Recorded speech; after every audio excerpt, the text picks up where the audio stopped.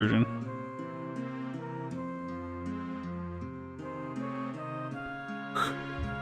Oh, excuse me, guys. My coffee's not as effective as I thought it would be.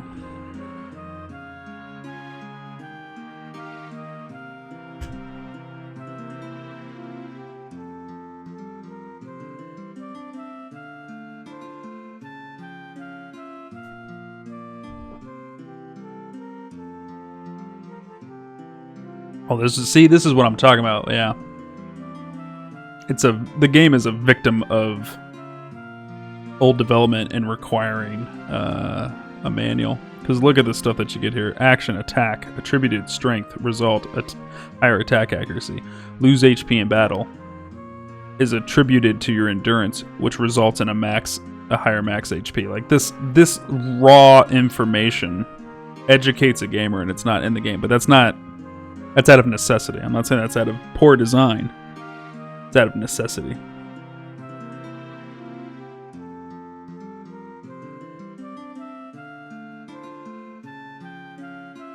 Brady Games, Final Fantasy 10-2. Come play dress up with the girls. Item collection. The player can view.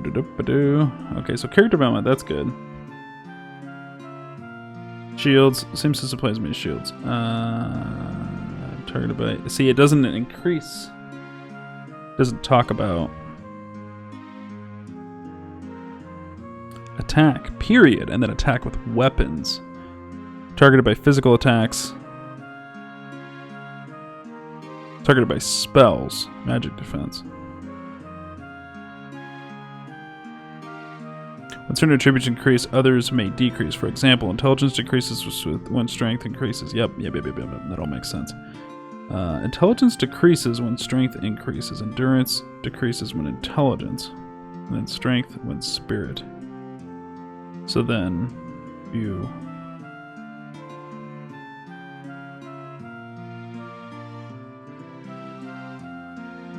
That's not a perfect paper, rock, scissors. So what is it doing? Intelligence. Strength beats intelligence. Intelligence beats endurance. Endurance beats nothing. And spirit beats strength. So you can level intelligence and spirit together. And you can therefore level endurance and strength together. Okay, that makes sense. Alright, let me check on chat. Curious has used the armor icon, but their properties are closer to robes. Okay, so then that's bad design. I'm gonna say that's bad design. If you're gonna, because the robe armor thing, that's not new. So that's a learned thing. Is that, but you get different attributes, right? So like you get higher evasion where you're wearing robe armor class versus armor class. Or you get like boost to magic or something like that, right? So like you get stat bonuses because you wear that. But if they end up making an armor icon piece of armor that operates closer to a robe, that's just poor design. They should have made a third icon that's light armor or something like that. Mostly applicable to virgins, also English, which generally helps. It's not poor design when you can fit it. Couldn't fit it. Yeah, exactly. Yeah, that's what I'm saying. Start decreasing isn't a thing in the version. Stat decreasing isn't a thing in this version? Oh, nice. The Japanese NES version explains how shields work. That's cool.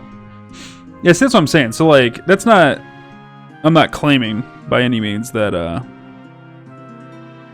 when you don't have that data, it's poor design. That's just necessity.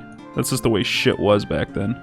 Like, fuck, man. Try to go back and play Zelda 1. Try to go back and play Final Fantasy 1 without the manual. This shit's impossible. This is good to have, though. I'm gonna favorite this. Thank you for digging that up. I appreciate that. That's gonna help.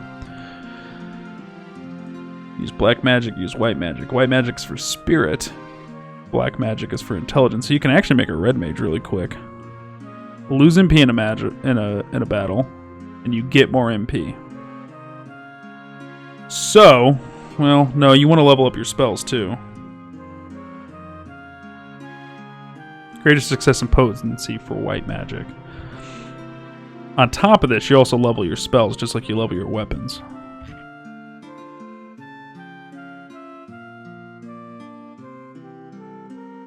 So why did manuals go down in quality? Because they started putting all that information into the game.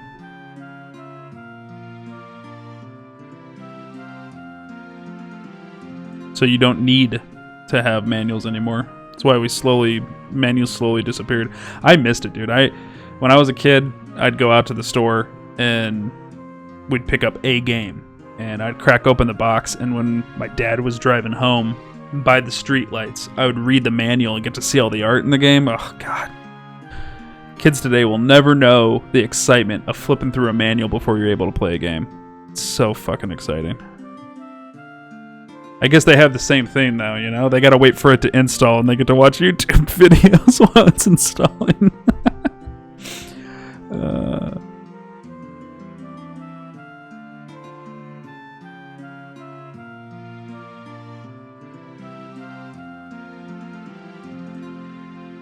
Well, UI regardless. If you're able to put a tutorial in the game, that gets rid of the need to have a manual. If you can give tooltips and explanations of how your game works.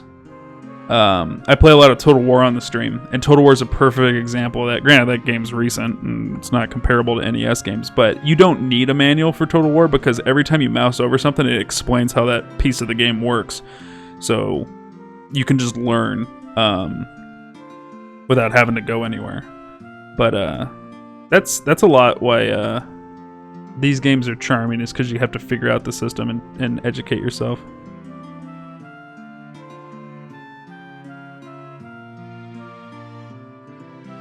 I did hear about that. There was a beginner's room in the GBA. I saw that. It's in the hideout. I heard about that. Is it? You think they'd put it in Dawn of Souls?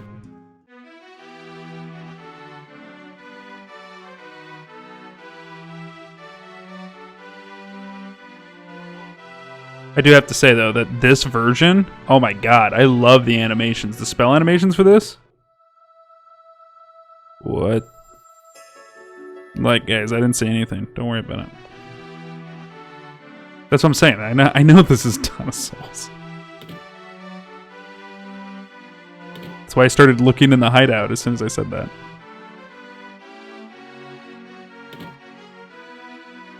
Unless those fucking weirdos with the demon circle or that beginner room, I don't think it's in here. Oh, yeah, see. Yeah. Formation Command 2. Yeah, this is a little tutorial. Lessons on magic. Skill levels. Yeah, see, this is exactly what you were talking about. Learn about armor. See.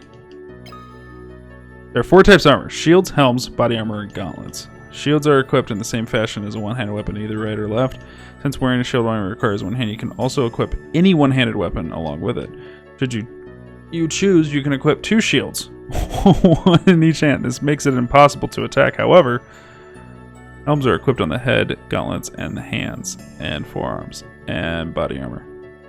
Of course, on the body.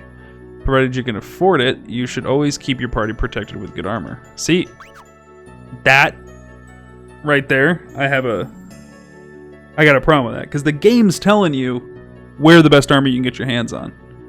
And then everybody online says don't do that.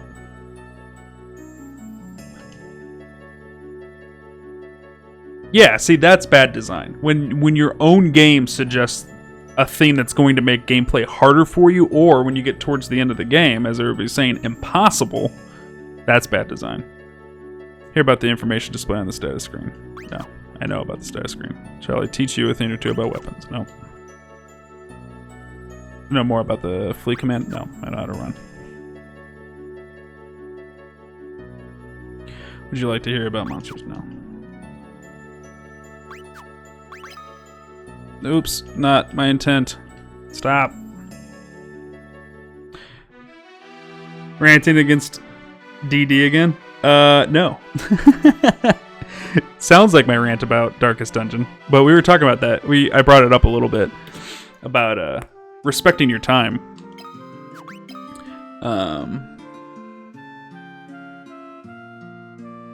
Yeah, I was thinking that when he said wearing 2 shields. Written by the Dawn of Souls team, they're not very competent in FF2. So, I mean, I don't that's... So yeah, just like a lot of cult following, there is... You guys defend more so the original creator of the game more than the game itself, and I don't... That's not my point. I don't care about who made it and defending his vision. The bottom line is you have a company who put their name on a game, and those are the people who remade the game. They put something there, they got to be responsible for the bad design. So FF2 lets you get very late into the game with a party build that gets wrecked in the final dungeon. Right, see, and that's what we were talking about respecting your time. Not like a poor option. Me defend original creator? He's a man. Well, you guys know his name. I don't even know the original creator's name. You guys are the one bringing him up. I need to give her the mithril. But I wanted to check armor, that's right. You guys are fucking distracting me, man. God damn it.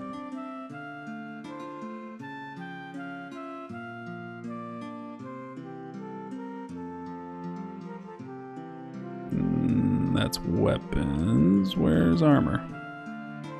It's a lot of trouble of warning signals beforehand that you're in trouble, but you don't run smack into a cliff early with that build. Mainly because this isn't a Final Fantasy. See, that's kind of the problem too. You're throwing the Final Fantasy name on a game that doesn't play like a Final Fantasy game. But again, this is the second one. This, like, that just goes back to what I was saying about comparing this. See, clothes.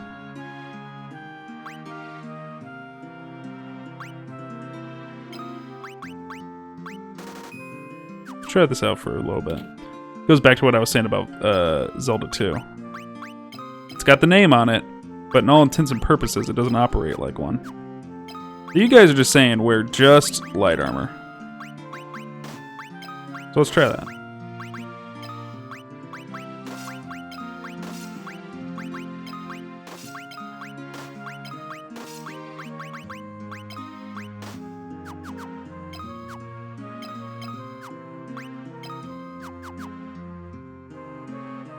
No.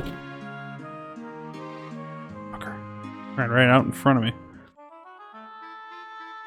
So there is some warning that shit's not going right. We'll see, like, for me, example, like, very early on, I go after that first guy, right, the soldier. I had a very tough time in that dungeon. A much different experience than I'm used to having in Final Fantasy 1 with the way things progressed. That's a good warning. It's letting me know that I'm missing something about the design of the game. I'm missing some element, and it's affecting how I'm playing it. And it was early, which means you haven't spent too much time going down the wrong way. So I was able to go in and you know, it caused me to educate myself, at least pull out that manual, you know, if it was the days where I still had manuals, and educate yourself on it. So that's a good thing. You gotta, like, give warnings like that. But even with that information, I still would have. That's so weird that he never has poison after the fight, but Furion does. I would just build myself heavy physical, which sounds like it's going to be a problem if I do that.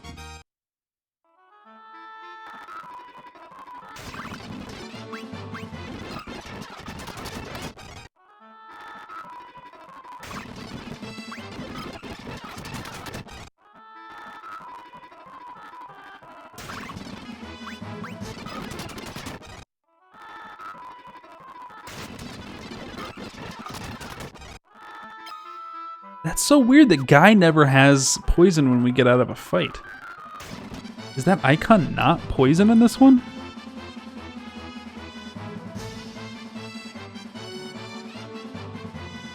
Venom. Poison. Two different things.